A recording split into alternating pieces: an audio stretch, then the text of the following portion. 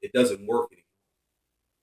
So when the enemy finds himself ineffective, is at that point where he decides to flee, try a different tactic, try something else, regroup, re-strategize.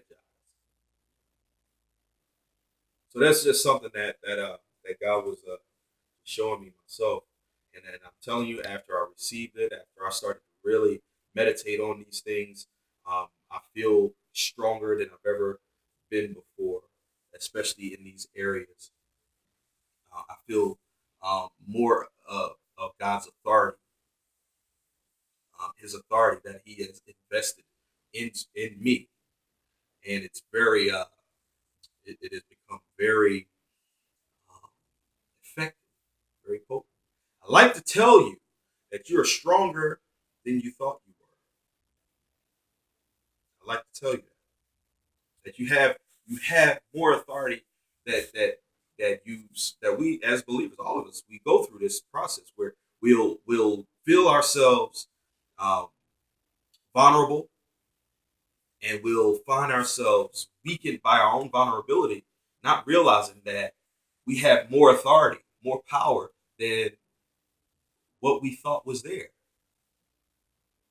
The way you would access that authority and power is to square off with the enemy, the things that are in you. I'm not telling you to go outside and find a drug dealer who you've been buying from all this time and to say, I'm confronting you head on. No, no. We wrestle not against flesh and blood. This is a spiritual fight. And the truth of the matter is, your worst fight, your strongest battles, your most severe interactions with evil and wickedness is not out there, it's in you. It's not the spirits that's affecting other people. It's in you. Let's take a second to read from Romans chapter 3. This is something that Teach had posted on Facebook a few days ago. And I wanted to read it. It was very encouraging to me. It was very inspirational to me. And I'd like to just take a second to read it and make sure that everybody got it. So it's Romans chapter 3, and it's verses 3 and 4. Verses 3 and 4. Yeah. Okay. Okay. I'm reading from the NIV. All right. Um, it reads. Everybody got you good? You good? Okay. All right. I gotta take a second to say that you know when the videoing is going, uh, you know, we have probably the most uh, I don't know, respectful people, I guess, because they want to make sure that everybody is able to hear and to receive. So I thank God for all of you. Thank you so much for coming. All right, so it reads, like I said, it's Romans chapter 3, verse 3 and 4. It's in the NIV. And it reads, what if some were unfaithful? Will their unfaithfulness nullify God's faithfulness? Not at all. Let God be true and every human being a liar. And then it goes into, as it is written, so that you may be proved right when you speak and prevail when you judge. Now, um, right away, right away, you know, you hear prevail when you judge. You hear these things, and the first one says, we're not supposed to judge. Uh, no, you're not supposed to judge people. You're not supposed to judge man. You're not supposed to judge those that are like you. You're not supposed to judge them, but you can judge what spirit is influencing. In this sense, judgment is is actually an active part of discerning. If you can, if you're in the company of people like we are here tonight, we're in the company of each other, and there's someone who begins to cry. The judgment, don't start crying. The judgment is this person is overcome with sadness. How do we know that? Well, they're demonstrating the sadness. They're demonstrating the attributes of what it is to be sad. Now, discernment kicks in and assists this judgment by saying, okay, what is causing it? Let's get to the source of the problem, the root of the issue, so that this person can feel better. We don't want nobody crying, especially up in here. Right. But going back to that third verse, it asks the question, what if some were unfair or unfaithful? And it asks another question, will their unfaithfulness nullify God's faithfulness? Now this just brings out so much of what I really want to share with us tonight. And that is, we are faced with these things that are in us, these habits, these temptations, these proclivities that are in us. We are faced with them all the time. They are part of us for now. They exist within us. And sometimes they can lie dormant until a certain moment, and the next thing you know, it erupts. Have you ever been such a good driver for a while until that one day where somebody cut you off in traffic, and then out of nowhere, you erupt in road rage? You've never experienced it before.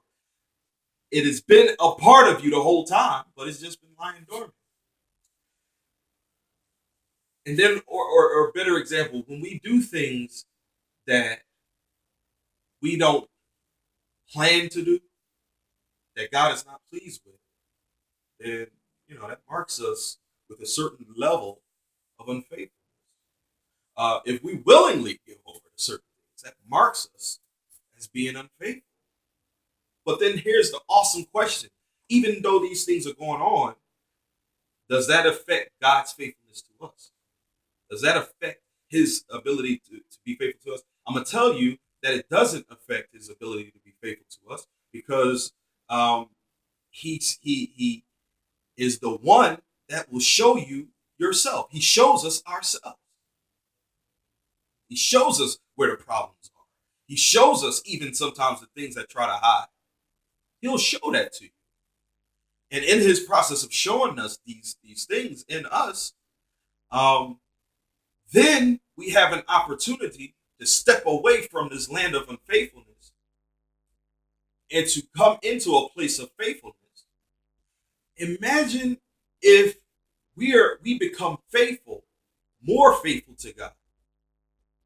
If He's already going to be faithful when we're unfaithful, imagine what He'll become if we become faithful. So, reading that fourth verse, let God be true, every human being be a liar.